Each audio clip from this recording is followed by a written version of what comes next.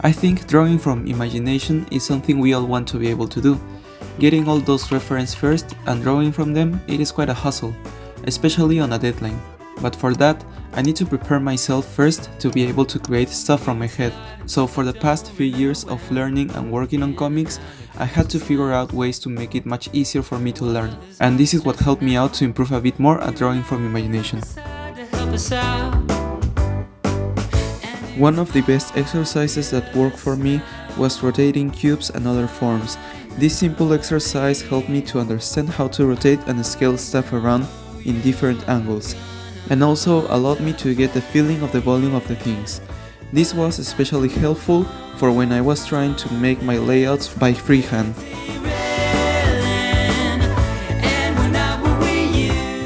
Another thing that helped me to scale things better was by using 3D from time to time. Placing my objects or just boxes around my subject and then mindful tracing made my observation skills improve. Whenever I was tracing something, I will always try to simplify and remember the scale of the things around, especially when the object was far away of the subject. Something very common we all struggle is to get the right scale of the sides of the objects that goes into the vanishing point, making them look off or too big. What I tried to focus in my mind when I was tracing or just drawing from reference was the size that goes to the vanishing point instead of the size that are visible in the foreground. I realized that even though the object can have big sides, when it goes to the vanishing point it tends to get really compressed and at times it is barely visible. The purpose of using this method was to improve my observation skills. The use of references is essential for building a visual library. In order to remember much faster the objects, I only try to remember the biggest form. Remembering simple shapes is much easier than remembering the entire piece. Another way is by just drawing the silhouette. If the silhouette is understandable, then the inner details should also fit. But I don't feel limited to not erasing the outline if something feels off. Nothing is ever perfect.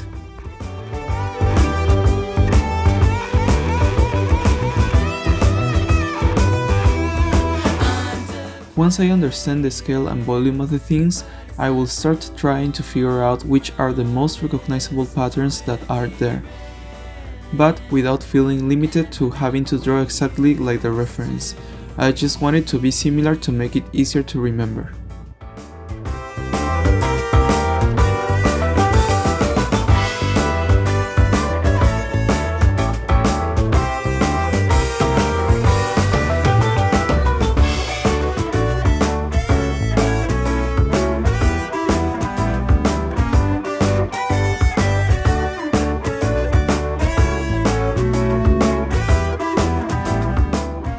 What helped me to figure out faster what objects to add from imagination to my backgrounds was by observing which objects are the most common in our surroundings in general.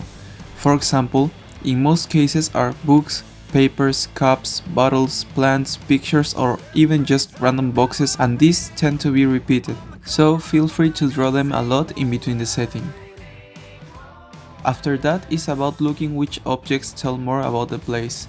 For example, if it is a dirty kitchen, I will add more dishes, maybe bags of chips, cookies, forks, and so on.